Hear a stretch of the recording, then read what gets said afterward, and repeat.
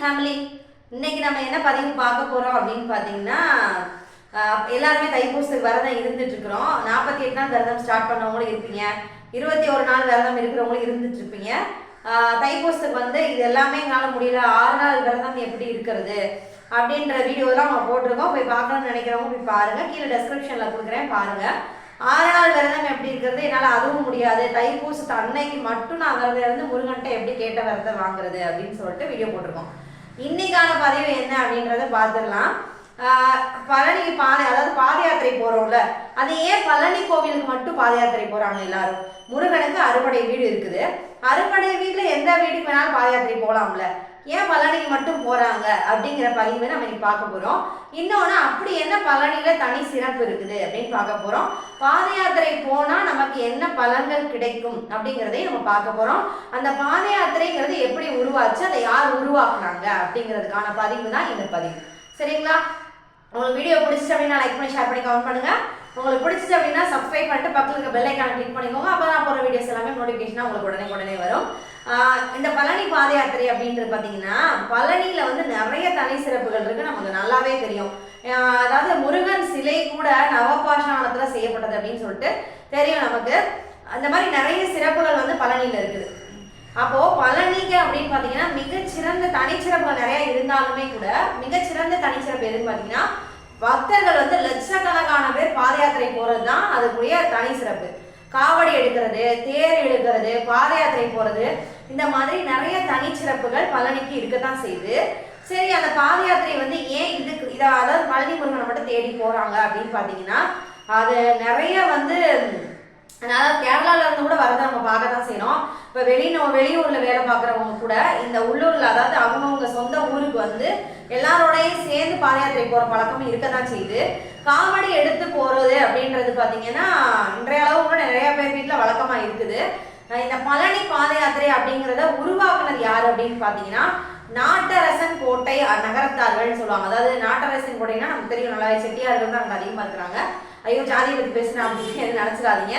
உருவாக்குனது அவங்க தான். அதாவது என்னன்னா, அவங்க வந்து தன்னோட குடும்பத்தில் இருக்கக்கூடிய ஆண் பெண்கள் குழந்தைகள் எல்லாருமே குடும்பமா என்ன பண்ணியிருக்கிறாங்கன்னா, பழனி முருகனை தேடி ஒரு வேண்டுதல் வச்சு இந்த வேண்டுதலை எனக்கு நிறைவேற்றணும் அப்படின்னு சொல்லிட்டு வேண்டிக்கிட்டு பாத யாத்திரை முதல்ல தொடங்கினாங்க. அவங்க தான் தொடங்கி வச்சிருக்கிறாங்க. அவங்க தான் காவடி எடுத்துட்டும் போயிட்டு இருக்கிறாங்க. இப்ப கூட தேவக்கோட்டை காரைக்குடி அந்த சைட்ல இருந்து காவடிகள் வந்து அப்படியே ஒரு ஊரே நிறைய பேர் தூக்கிட்டு வரதை பார்த்துருப்பீங்க. அது ஒவ்வொரு ஊரா கடந்து வர்ற பழக்கமும் இருக்கதான் செய்யுது, இன்னைக்கு மன்றளவுமே இருக்குது. இப்போ எங்க ஊருக்குமே வந்து அந்த காவடி வரும். இப்போ தைப்பூசம் இருக்குது அப்படின்னா ஒரு 5-6 நாளைக்கு முன்னாடி வந்து எங்க ஊரை கடந்து அவங்க போதான் செய்வாங்க. எங்க ஊருக்குள்ள வந்து கூப்பிட்டு அவங்களுக்கு மரியாதை செய்யற பழக்கமும் இருக்கதான் செய்யுது. அப்படி வரும்போது நான் உங்களுக்கு அந்த வீடியோட ஷார்ட்ல நான் அப்லோட் பண்றேன் பாருங்க, எவ்வளோ காவடி வருது அப்படின்னு சொல்லிட்டு பார்க்கலாம். நீங்க அவ்வளோ காவடிகள் எடுத்து சுமந்து கொண்டு தான் போயிட்டு இருக்கிறாங்க.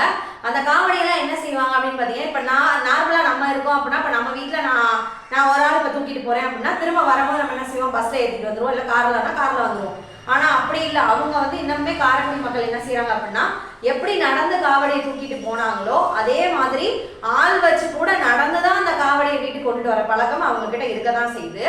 அவ்வளோ சிறப்பாக வந்து அந்த காவடி மேலே அவ்வளோ பக்தி வச்சுருக்கிறாங்க. அவங்க பழனி முருகன் மேலேயும் அவ்வளோ பக்தி அவங்க வச்சுருக்கிறாங்க.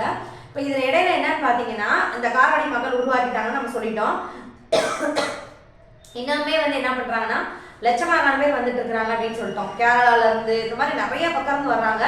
இப்போ சமீப கால அளவில் பார்த்தீங்க அப்படின்னா திருச்செந்தூருக்கு கூட பாத யாத்திரை போல பழக்கத்தை கொஞ்சம் மக்கள் உருவாக்கி இருக்கிறாங்க அப்படின்னு சொல்லலாம். மெயினாக பார்த்தீங்க அப்படின்னா, இந்த பாத யாத்திரை அப்படின்றதே வந்து இந்த மக்கள் உருவாக்குனது எதுக்காகனா, பாத யாத்திரை போகிற மக்களுடைய வேண்டுதல்களை முருகன் வந்து நிறைவேற்றி கொடுக்குறாரு அப்படின்னு சொல்லி மக்கள் நம்புறாங்க. அது இன்றளவுமே கூட அந்த பாத யாத்திரை போகிற மக்களுக்கு வந்து முருகப்பெருமான் வந்து நினைச்சதை நிறைவேற்றி கொடுத்துட்டு தான் இருக்கிறாரு. வருடம் முழுவதும் பார்த்தீங்க அப்படின்னா, எப்படி சபரிமலைக்கு கூட்டம் அதிகமாக வருஷம் ஆயிட்டு இருக்குதோ அதே மாதிரி பாத யாத்திரைக்கும் மக்களோட கூட்டம் அதிகமாக ஆயிட்டே தான் இருக்குது. அப்படின்னா முருகன் வந்து ஒரு விஷயத்த செய்யாம இவ்வளவு கூட்டம் வருவான் அப்படின்னு நம்ம யோசிக்கணும். அப்ப முருகன் வந்து இந்த காவடியெல்லாம் சுமந்து வர்றாங்க பார்த்தீங்களா, அவங்களுக்கு வந்து வழித்துணையா முருகப்பெருமானே கூட வரதா மக்கள் நம்புறாங்க. அந்த நம்பிக்கை உண்மையாக தான் இருக்குது அப்படின்னு நம்ம சொல்லலாம். அதுல அடுத்து இன்னொரு முக்கியமான விஷயம் என்னன்னு பார்த்தீங்கன்னா, இதனால என்ன பலன் அப்படின்னு சொல்லி கேட்டிருந்தோம் பாத்தீங்களா. நீங்க என்ன நினைச்சு முருகன்ட்ட வேண்டிக்கிறீங்களோ பாத யாத்திரை போறவங்களுக்கு கண்டிப்பா முருகன் நிறைவேற்ற தராரு அப்படின்னு சொல்றாங்க. முக்கியமான வேண்டுதல் என்ன வைக்கிறாங்க மக்கள் பாத்தீங்கன்னா, காவடி எடுத்துட்டு வரேன், பாத யாத்திரை வரேன் அப்படின்னு சொல்றதுதான் முக்கியமான வேண்டுதலா இருக்கு. சில பேர் முடி காணிக்கை வைக்கிறாங்க, அந்த பழக்கம் இருக்குது. மெயினான வேண்டுதலா பாத்தீங்கன்னா இந்த 2 தான் இருக்குது. அதாவது இந்த தைப்பூச விரதத்துல பாத்தீங்கன்னா மற்ற நேரத்துல நம்ம வந்து முடி கொடுக்கறது எல்லாமே இருக்கதான் செய்யுது. இதுல வந்து பாத்தீங்கன்னா இடுமன் சொல்லிட்டு ஒரு பக்தர் இருந்தார். இடுமன் குளம்னு சொல்லிட்டு பழனி போனீங்கன்னா உங்களுக்கு தெரிஞ்சிருக்கும். அந்த இடுமன் வந்து என்ன செய்யறாரு அப்படின்னு பாத்தீங்கன்னா மலையவே தலையில சுமந்து, அதாவது காவடியா தூக்கிட்டு வராரு முருகனுக்காக. அப்ப முருகன்ட்ட வந்து அவர் வேண்டுறாரு. என்ன சொல்றாரு அப்படின்னு பாத்தீங்கன்னா, நான் எப்படி மலையவே காவடியை தூக்கிட்டு வந்தேனோ அது மாதிரி உனக்கு காவடி தூக்கிட்டு வரக்கூடிய பக்தர்கள் அனைவருடைய வேண்டுதலையும் நிறைவேற்றணும் முருகா அப்படின்னு சொல்லி வேண்டிட்டாரு. அந்த முருகன் அதை கேட்டு என்ன செய்யறாரு அப்படின்னு பாத்தீங்கன்னா, நான் கண்டிப்பா வந்து எனக்கு காவடி தூக்கிட்டு வரக்கூடிய பாத யாத்திரை வரக்கூடிய பக்தர்கள் அனைவருடைய வேண்டுதல்களையும் நிறைவேற்றி தருவேன் அப்படின்னு சொல்லிட்டு இடுமனுக்கு வாக்கு கொடுத்திருக்கிறார். அந்த வாக்கை இன்றளவும் முருகன் என்ன செய்யறாரு அப்படின்னா காப்பாத்தி கொண்டு இருக்கிறார். அதனால காப்பாத்திட்டு எல்லாருக்குமே வந்து முருகன் வேண்டுதல் அனைத்தையும் நிறைவேற்றி கொடுத்துட்டு தான் இருக்கிறாரு. இதனாலதான் இந்த பாத யாத்திரை அப்படின்னு சொல்லிட்டு அது வந்து உருவானது.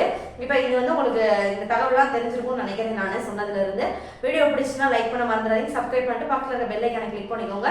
எல்லாருக்குமே முருகனோட அருள் கிடைக்கட்டும் அப்படின்னு சொல்லிட்டு நான் வேண்டிக்கிறேன். பாத யாத்திரை போகிறவங்க வந்து நல்லபடியா பாத யாத்திரை நிறைவு செய்யணும், அவங்களோட வேண்டுதல் அனைத்தும் நிறைவேறணும் அப்படின்னு வேண்டிக்கிறேன். நானும் பாத யாத்திரை வந்து போறதுக்காக முருகனுக்கு மாலை போட்டுங்க. என்னோட வேண்டுதல் நிறைவேறணும் நீங்க வேண்டிக்கோங்க. இந்த பதிவு பிடிச்சிருக்கும்னு நினைக்கிறேன். நன்றி, வணக்கம்.